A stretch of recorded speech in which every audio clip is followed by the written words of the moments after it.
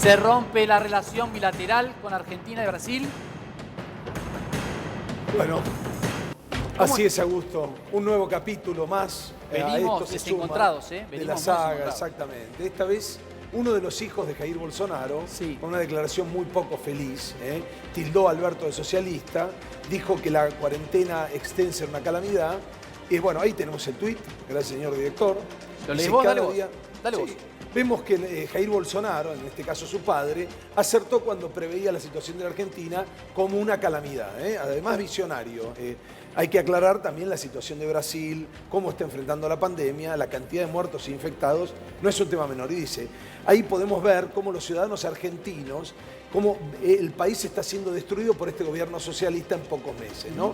Y habla de que este esfuerzo que le pide a los empresarios, esta es una serie de tweets, ¿no? Hay que decir que tuvo 13.000 me gusta y 5.000 personas han hecho comentarios o han retuiteado esto.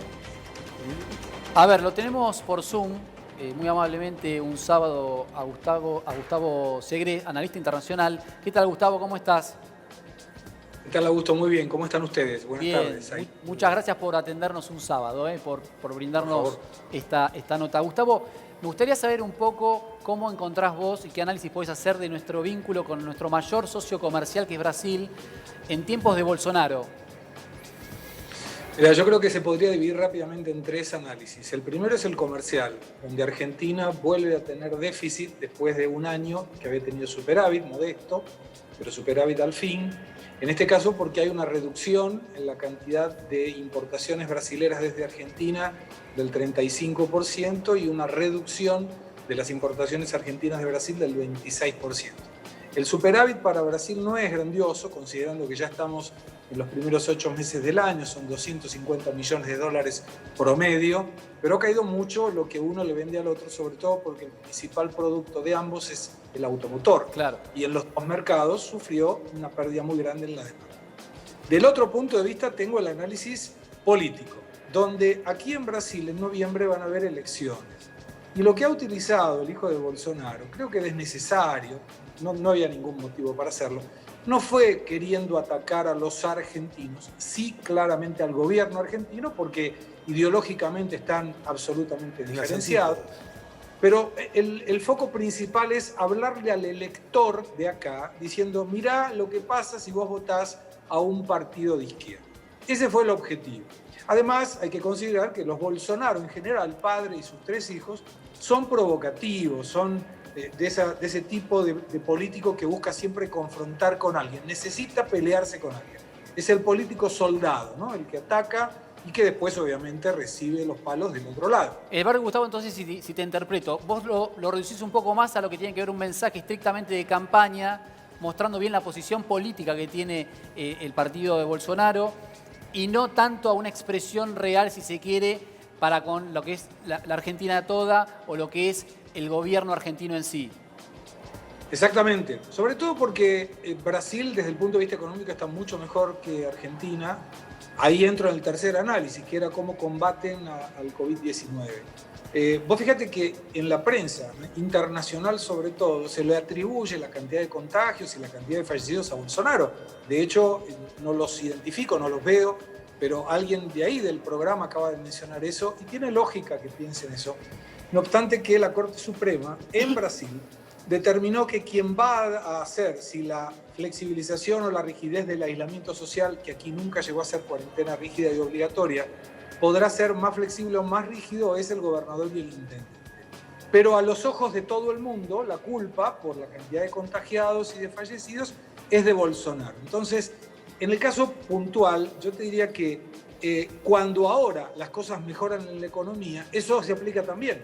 Fíjense que por primera vez Bolsonaro tiene la mejor imagen positiva y la más baja imagen negativa desde que asumió su gobierno. Mira, te me adelantaste a la pregunta, Gustavo, que te quería decir si había hecho mella la cantidad de muertos y el resultado del manejo de la pandemia de Bolsonaro, porque aquí en la República Argentina ni intendentes ni gobernadores de cualquier sea el color político quieren una foto con muchos muertos. Digo, han trabajado en forma conjunta, prácticamente con la misma visión, salvo en las últimas medidas, si se quiere, que adoptó la capital federal respecto de las aperturas, que son algunas más, que ha propuesto, pero en términos generales han tenido una visión muy orgánica de cómo llevar adelante el manejo de la pandemia, que nada tuvo que ver cómo la llevó adelante el presidente Bolsonaro. Vos me decís que hoy por hoy en sus números no ha perforado negativamente.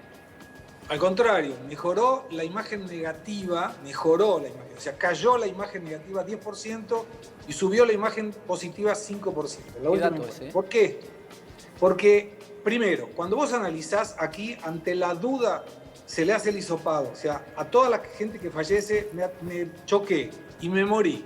Me van a hacer un hisopado. Si me dio positivo, aunque el accidente sea la causa de la muerte, entro dentro de la estadística de COVID-19.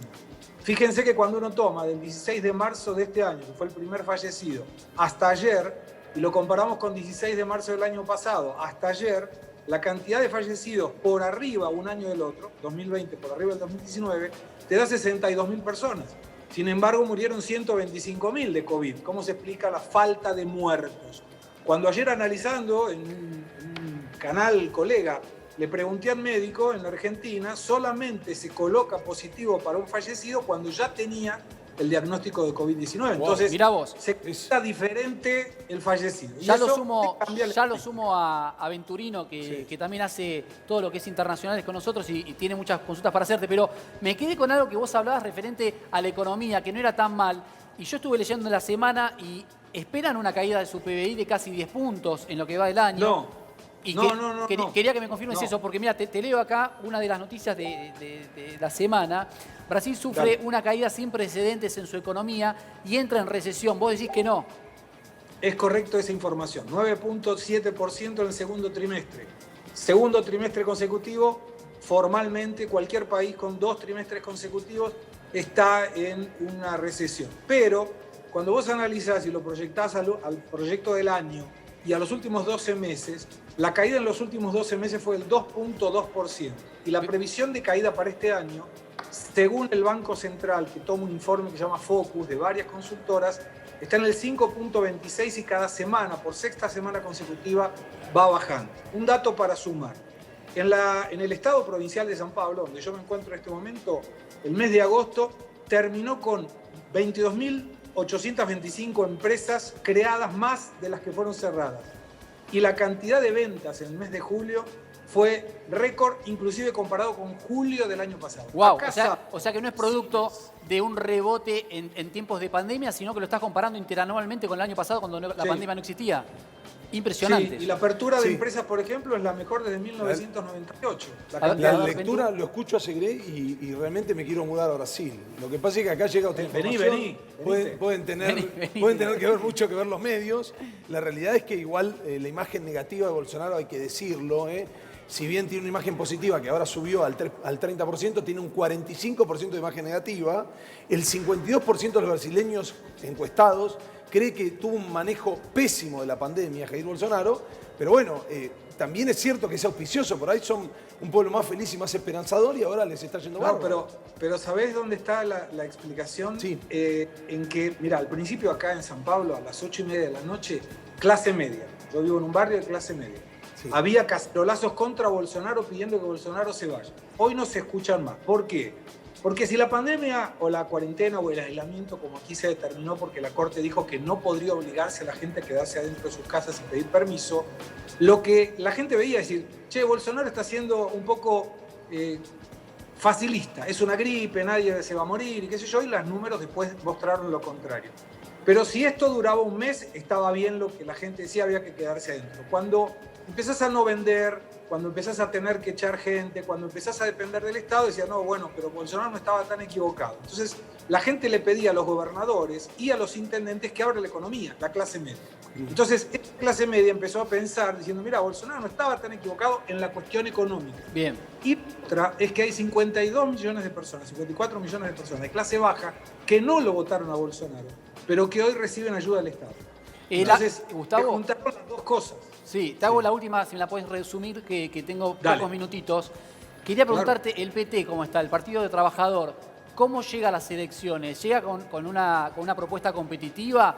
¿Vos creés que va a ser un papel con posibilidades de ganar? ¿Cómo ves el escenario político en la elección que sigue?